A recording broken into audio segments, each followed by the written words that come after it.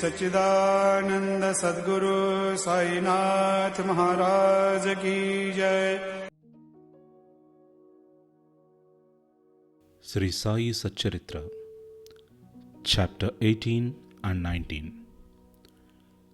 How Hemad Pant was accepted and blessed, stories of Mr. Sathe and Mrs. Deshmukh, encouraging good thoughts to fruition, variety in Upadesh, teachings regarding slander and remuneration for labor.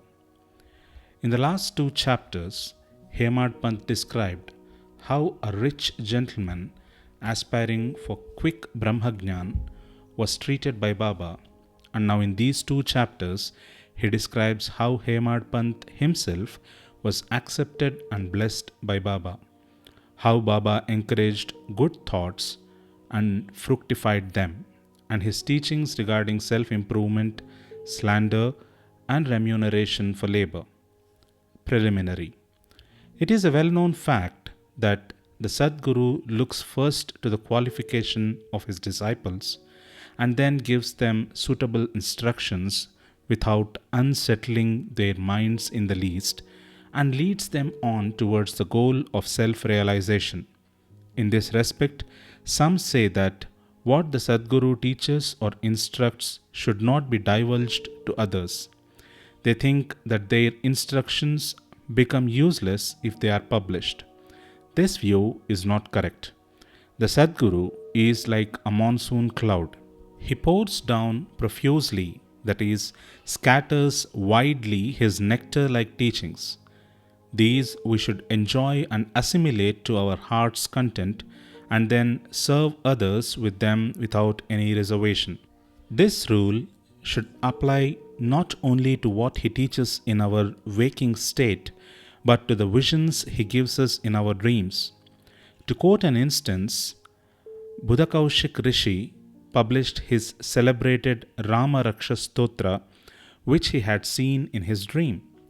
Like a loving mother forcing bitter but beneficial medicines down the throats of her children for the sake of their health, Sai Baba imparted spiritual instructions to his devotees.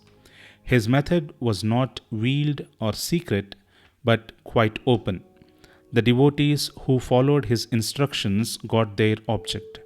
Sadgurus, like Sai Baba, open our eyes of the intellect and show us the divine beauty of the self and fulfill our tender longings of devotion. When this is done, our desire for sense objects vanishes. Twin fruits of Vivek, discrimination, and Vairagya, dispassion or non-attachment, come to our hands, and knowledge sprouts up even in the sleep. All this we get when we come in contact with saints, serve them and secure their love.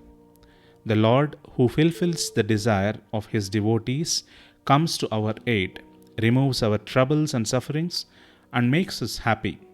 This progress or development is entirely due to the help of the Sadguru, who is regarded as the Lord himself. Therefore, we should always be after the Sadguru, hear his stories, fall at his feet, and serve him. Now we come to our main story. Mr. Sathe. There was a gentleman named Mr. Sathe who had attained some publicity many years ago during Crawford regime, which was put down by Lord Rie, the governor of Mumbai. He suffered severe losses in trade. Other adverse circumstances gave him much trouble and made him sad and dejected. Being restless, he thought of leaving home and going out to a distant place. Man does not generally think of God, but when difficulties and calamities overtake him, he turns to him and prays for relief. If his demerits have come to an end, God arranges his meeting with a saint, who gives him proper directions regarding his welfare. Mr. Sathe had similar experience. His friends advised him to go to Shirdi, where so many people were flocking to get Sai Baba's darshan for getting peace of mind and the satisfaction of their wants. He liked the idea and at once came to Shirdi in 1917. Seeing Baba's form, which was like eternal Brahma, self-luminous, peerless and pure, his mind lost its restlessness and became calm and composed. He thought that it was the accumulation of merits in his former births that brought him to the holy feet of Baba. He was a man of strong will. He at once started to make a Parayan study of Guru Charitra. When the reading was finished in the Saptah, 7 days, Baba gave him a vision that night. It was to this effect. Baba, with Guru Charitra in his hand, was explaining its contents to Mr. Sathe, who was sitting in front and listening carefully. When he woke up, he remembered the dream and felt very happy. He thought that it was extremely kind of Baba, who awakens souls like his that are snoring in ignorance and makes them taste the nectar of Guru Charitra.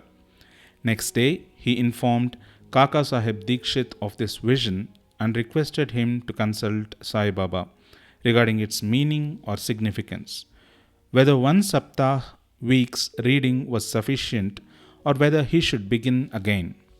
Kaka Sahib Dikshit, when got a suitable opportunity, asked Baba, Deva, what did you suggest to Mr. Sathe by this vision? Whether he should stop or continue the Saptah? He is a simple devotee. His desire should be fulfilled. Then Baba replied, he should make one more Saptah of the book. If the work be studied carefully, the devotee will become pure and will be benefited. The Lord will be pleased and will rescue him from the bondage of the mundane existence. At this time, Hemad Pant was present there. He was shampooing Baba's legs. When he heard Baba's word, he thought in his mind, what? Mr. Sathe read for a week only and got a reward, and I am reading it for 40 years with no result. His 7 days stay here becomes fruitful, while my 7 years stay 1910 to 1917 goes for nothing. Like a chatak bird, I am ever waiting for the merciful cloud to pour its nectar on me and bless me with his instruction. No sooner did this thought cross his mind, Baba knew it then and there. It was the experience of the Bhaktas that Baba understood all their thoughts and that he suppressed the evil thoughts and encouraged the good ones. Reading Hemad Pant's mind, Baba at once asked him to get up, go to Shama, Madhavrao Deshpande, get him ₹15 as dakshina, sit and chit-chat with him for a while and then return. Mercy dawned in Baba's mind, and so he issued this order. And who could disobey Baba's order? Hemad Pant immediately left the masjid and came to Shama's house. He had just bathed and was wearing a dhotar. He came out and asked Hemad Pant, how is it that you are here now? It seems that you have come from the masjid. Why do you look restless and dejected? Why are you alone? Please sit and rest, while I shall do my worship and return. In the meanwhile, you please take pan bida, leaves and betel nuts. Let us then have a pleasant chat. After saying this, he went inside and Hemad Pant sat alone in the veranda. He saw in this window a well-known Marathi book named Nath Bhagavat. This is a commentary by the Saint Eknath on the 11th skanda of the bigger Sanskrit work, the Bhagavat. At the suggestion or recommendation of Sai Baba, messengers Bapu Sahib Jog and Kaka Sahib Dikshit read Bhagavad Gita daily with its Marathi commentary named Bhavartha Deepika or Jnaneshwari, a dialogue between Krishna and his friend devotee Arjun, and Nath Bhagavat, a dialogue between Krishna and his servant devotee Uddhav, and also Eknath's other big work, which is Bhavartha Ramayana. When devotees come to Baba and asked him certain questions, he sometimes answered them in part and asked them to go and listen to the readings of the above mentioned works, which are the main treatises of Bhagavad Dharma. When the devotees went and listened, they got full and satisfactory replies to their questions. Hemad Pant also used to read daily some portions of Nath Bhagavat. That day, he did not complete the daily portion of his reading, but had left it unfinished in order to accompany certain devotees who were going to the masjid. When he took up the book from Shyama's window and casually opened it, he found to his surprise that the unfinished portion opened up. He thought that Baba sent him very kindly to Shyama's house for enabling him to complete his daily reading. So he went through the unfinished portion and completed it. As soon as this was over, Shyama, after doing his worship, came out and the following conversation took place between them. Hemad Pant: I have come with a message from Baba. He has asked me to return with rupees 15 as dakshina from you. Also, to sit with you for a while and have a pleasant chit chat and then return to the masjid with you. Shyama, with surprise: I have no money to give. Take my 15 namaskaras in lieu of rupees as dakshina to Baba. Hemad Pant: All right, your namaskaras are accepted. Now let us have some chit chat. Tell me some stories and leelas of Baba which will destroy our sins. Shyama: Then sit here for a while. Wonderful is the sport of this god. You know it already. I am a village rustic, while you are an enlightened citizen. You have seen some more leelas since you are coming over here. How should I describe them before you? Well, take these leaves, betel nut and chuna and have the pan beda, while I go in, dress myself and come out. In a few minutes, Shyama came out and sat talking with Hemad Pant. He said, The leela of this god, Baba, is inscrutable. There is no end to his leelas. Who can see them? He plays or sports with his leelas. Still, he is beyond unaffected by them. What do we rustics know? Why does not Baba himself tell stories? Why does he send learned men like you to fools like me? His ways are inconceivable. I can only say that they are not human. With this preface, Shyama added, I now remember a story which I shall relate to you. I know it personally. As a devotee is resolute and determined, so is Baba's immediate response. Sometimes Baba puts the devotees to severe test and then gives them upadesh or instructions.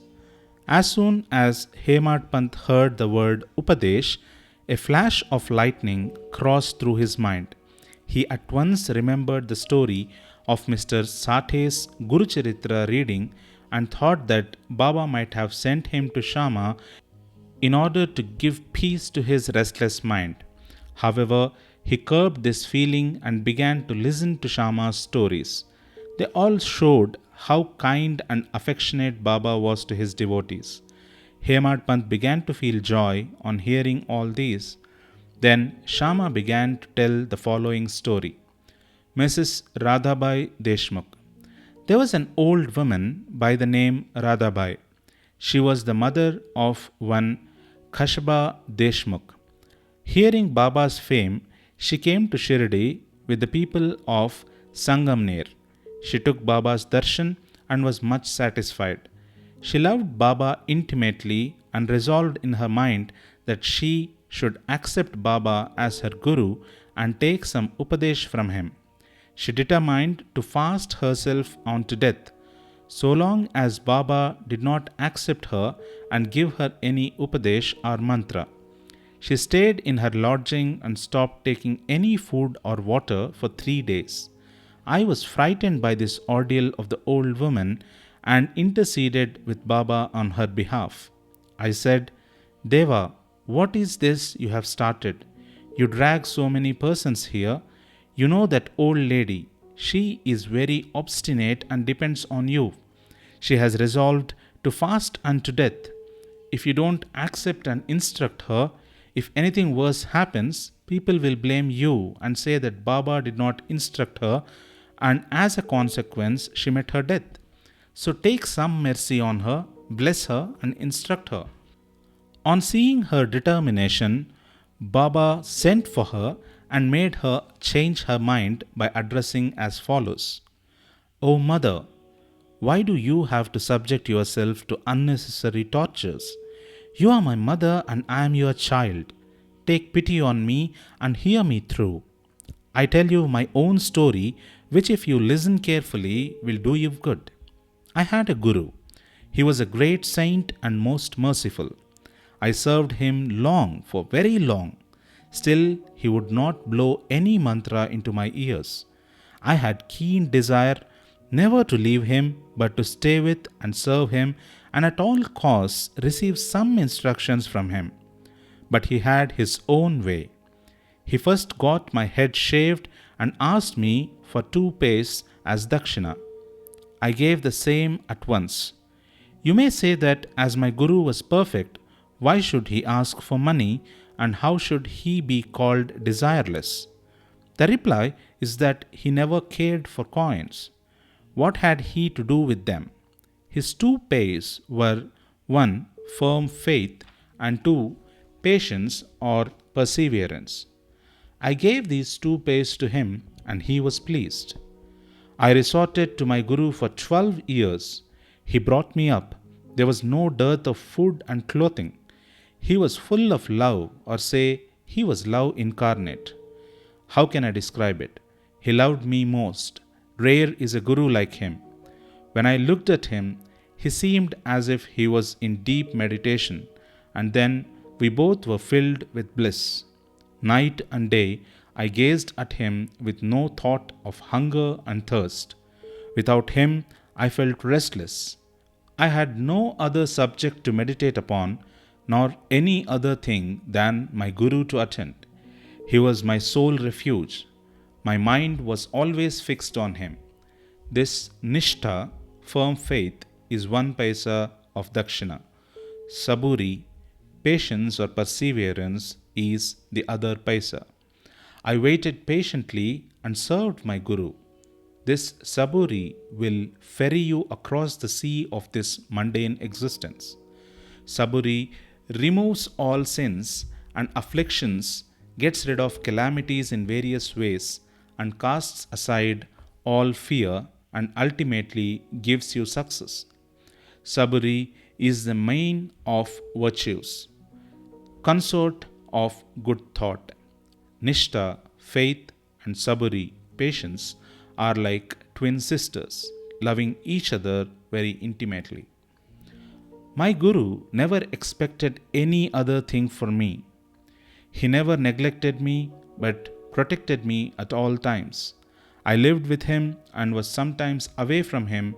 Still, I never felt the absence of his love. He always protected me by his glance, just as the tortoise feeds her young ones, whether they are near her or away from her on the other side of the bank, by her loving glances. O mother, my guru never taught me any mantra then. How shall I blow any mantra in your ears? Just remember that Guru's tortoise-like loving glance gives us happiness. Do not try to get mantra or upadesh from anybody. Make me the sole object of your thoughts and actions, and you will, no doubt, attain Paramartha, the spiritual goal of life. Look at me wholeheartedly, and I, in turn, look at you. Sitting in this masjid, I speak the truth, nothing but the truth. No sadhana or proficiency in the 6 Shastras is necessary. Have faith and confidence in your Guru.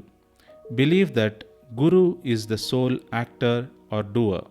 Blessed is he who knows the greatness of his Guru and thinks him to be Hari, Hara, and Brahma, Trimurti incarnate. Instructed in this way, the old lady was convinced. She bowed to Baba and gave up her fast. Hearing this story carefully and attentively, and marking its significance and appropriateness, Hemad Pant was most agreeably surprised. On seeing this wonderful Leela of Baba, he was moved from top to toe. He was overflowing with joy, his throat was choked, and he was not able to utter a single word. Shama, on seeing him in this condition, asked him, "What is the matter with you? Why are you silent? How shall I describe the innumerable Leelas of Baba?" Just at this time, the bell in the masjid began to ring, proclaiming that the noon worship and arti ceremony had begun. Therefore, Shama and Hemad Pant hurried to the masjid. Bapu Sahib Jog had just started the worship. Women were up in the masjid and men were standing below in the open courtyard, and they were all singing the arti in chorus to the accompaniment of drums. Shama went up, pulling Hemad Pant with him. He sat to the right and Hemad Pant in front of Baba. On seeing them, Baba asked Hemad Pant to give the dakshina brought from Shama. He replied that Shama gave namaskaras in lieu of rupees and that he was there in person. Baba said, "All right, now let me know whether you both had a chit chat, and if so, tell me all that you talked about." Not minding the sounds of the bell, the drum, and the chorus singing, Hemad Pant was eager to tell Baba what they had talked about and started to narrate it. Baba was also anxious to hear, and so he left the bolster and leaned forward. Hemad Pant said all that they talked about was very pleasant, especially the story of the old lady was most wonderful, and that on hearing it, he thought that his Leela was inexplicable, and under the guise of that story, he really blessed him. Baba then said, "Wonderful is the story. How are you blessed? I would like to know everything in detail from you, so tell me all about it." Then Hemad Pant related in full the story which he had heard a little while before and which had made a lasting impression on his mind. Hearing this, Baba was much pleased and asked him, "Did the story strike you and did you catch its significance?" He replied, "Yes, Baba, the restlessness of my mind has vanished, and I have got true peace and rest and come to know the true path." Then Baba spoke as follows: "My method is quite unique. Remember well this one story, and it will be very useful. To get the knowledge, realization of the self, dhyan, meditation is necessary. If you practice it continuously, the vrittis, subtle thoughts, will be pacified. Being quite desireless, you should meditate on God, who is in all the creatures, and when the mind is concentrated, the goal will be achieved. Meditate always on my formless nature, which is knowledge incarnate, consciousness and bliss. If you cannot do this, meditate on my form from top to toe, as you see here night and day.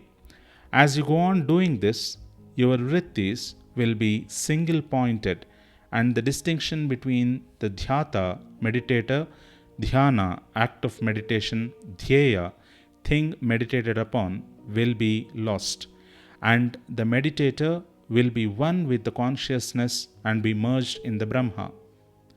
The mother tortoise is on one bank of the river, and her young ones are on the other. She gives neither milk nor warmth to them. Her mere loving glance gives them nutrition. The young ones do nothing but remember, meditate upon their mother. The tortoise glance is to the young ones the only source of sustenance and happiness. Similar is the relation between the Guru and disciples. When Baba uttered these words, the chorus of the Aarti songs was over and all cried out loudly in unison, "Victory be to our Sadguru Sai Maharaj, who is pure consciousness, knowledge and bliss." Dear readers, let us imagine that we are at this time standing amongst the crowd in the masjid, and let us join them in this Jai Jaikar. After the Aarti ceremony was over, Prasad was distributed. Bapu Sahib Jog came forward as usual, and after saluting Baba, gave into his palm a handful of sugar candy. Baba pushed all this into the hands of Hemad Pant and said to him, "If you take this story to heart and remember it well, your state will be sweet as the sugar candy. all your desires will be fulfilled and you will be happy. Hemad Pant bowed down to Baba and implored, "Do favor me like this, bless and protect me always." Baba replied, "Hear this story, meditate on it, and assimilate its spirit. Then you will always remember and meditate on the Lord, who will manifest himself to you." Dear readers, Hemad Pant got prasad of sugar candy, and we now get the prasad of sugar candy or nectar of this story. Let us drink it to our heart's content, meditate on it, and assimilate it, and be strong and happy by Baba's grace. Amen. Towards the end of the 19th chapter, Hemad Pant had dealt with some other matters which are given below. Baba's advice regarding our behavior. The following words of Baba are of general welfare and invaluable. If they are kept in mind and acted upon, they will always do you good. Unless there is some relationship or connection, nobody goes anywhere. If any men or creatures come to you, do not discourteously drive them away, but receive them well and treat them with due respect.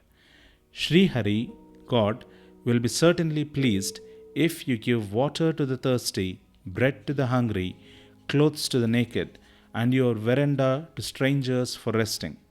If anybody wants any money from you, and you are not inclined to give, do not give, but do not bark at him like a dog. Let anybody speak hundreds of things against you. Do not resent by giving any bitter reply. If you tolerate such things, you will certainly be happy. Let the world go topsy-turvy, you remain where you are. Standing in your own place, look on calmly at the show of all things passing before you. Demolish the wall of difference that separates you from me, and then the road for our meeting will be clear and open. The sense of differentiation as I and thou is the barrier that keeps away the disciple from his master, and unless that is destroyed, the state of union is not possible. Allah Malik, that is, God is the sole proprietor. Nobody else is our protector. His method of work is extraordinary, invaluable, and inscrutable.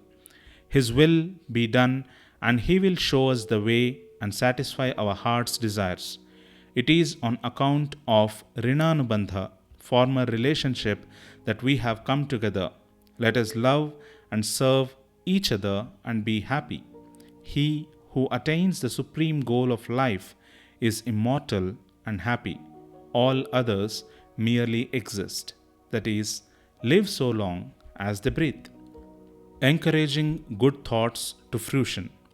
It is interesting to note how Sai Baba encouraged good thoughts. You have to surrender yourself completely to Him with love and devotion, and then you will see how He helps you throughout. Some saint has said that when you get a good thought immediately after awakening from sleep, and if you develop the same afterwards during the day, your intellect will be unfolded and your mind will attain calmness. Hemad Pant wanted to try this. One Wednesday night, before going to bed, he thought, tomorrow is Thursday, an auspicious day, and the place, which is Shirdi, is so holy, so let me pass the whole day in remembering and celebrating Ram Nam. And then he slept off. Next morning, when he got up, he remembered without any effort the name of Ram and was much pleased. After finishing his morning duties, he went to see Baba with flowers. When he left Dikshitwada and was passing by Bhutiwada, present Samadhi Mandir, he heard a beautiful song that was being sung nicely by one Aurangabadkar in the masjid before Baba. The song was Guru Krupanyan Payo Mere Bhai, etc. by Eknath, in which he says that he got collyrium in the form of his Guru's grace, which opened his vision and made him see Ram in and out, in sleep, dream, and waking state and everywhere. There were so many songs, but Why was this song particularly chosen by Aurangabadkar, a devotee of Baba? Is this not a curious coincidence arranged by Baba to amplify the determination of Hemad Pant to sing unceasingly Ram Nam during the day? All saints agree and lay stress upon the efficacy of uttering Ram's name in fulfilling the ambitions of the bhaktas and in protecting and saving them from all calamities. Variety in Upadesh, slander condemned. Sai Baba required no special place nor any special time for giving instructions. Whenever any occasion demanded, he gave them freely. Once it so happened that a bhakta of Baba reviled someone behind his back before other people. On leaving aside merits, he dwelt on the faults of his brother and spoke so sarcastically that the hearers were disgusted. Generally, we see that people have a tendency to scandalize others unnecessarily, and this brings on ill feelings. Saints see scandal in another light. They say that there are various ways of cleansing or removing dirt, which is by means of water and soap, etc. But a scandal mongerer has got a way of his own. He removes the dirt of others by his tongue, so in a way he obliges the person whom he reviles, and for this he is to be thanked. Sai Baba had his own method of correcting the scandalized monger. He knew by his omniscience what the slanderer had done, and when he met him at noon near the Lendi, Baba pointed out to him a pig that was eating filth near the fence, and said to him, "Behold, how with what relish it is gulping filth. Your conduct is similar. You go on reviling your own brethren to your heart's content. After performing many deeds of merit, you are born as a human, and if you act like this, how can Shirdi help you in any way?" Needless to say that the Bhakta took the lesson to his heart and went away. In this way, Baba went on giving instructions whenever necessary. If these are born in our minds and acted upon, the spiritual goal is not far off. There is a proverb which says, "If there be my Hari, he will feed me on my cot." This proverb is only true in respect of food and clothing. But if anyone believing this sits idle and does nothing in spiritual matters, he will be ruined. One has to exert himself to his utmost for attaining self-realization. The more he endeavors, the better for him. Baba said that he was omnipresent, transcending land, air, world, light, and heaven, and that he was not localized. To remove the misunderstanding of those who thought that Baba was only his body, 3 cubits and a half in length, he incarnated himself in this form, and if any devotee meditated on him day and night with complete self-surrender, he experienced complete union with him, like sweetness and sugar, waves and sea, eye and its sight. He who wants to get rid of the cycle of births and deaths should lead a righteous life with his mind calm and composed. He should not speak harshly to anyone so as to hurt him. He should always engage himself in good actions, should do his duties and surrender himself heart and soul to him. He need not then be afraid of anything. He who trusts him entirely hears and expounds his leelas and does not think of anything else is sure to attain self-realization. Baba asked many to remember his name and to surrender to him, but to those who wanted to know who they were, "Who am I?" he advised Shravan, study, and Manan, contemplation.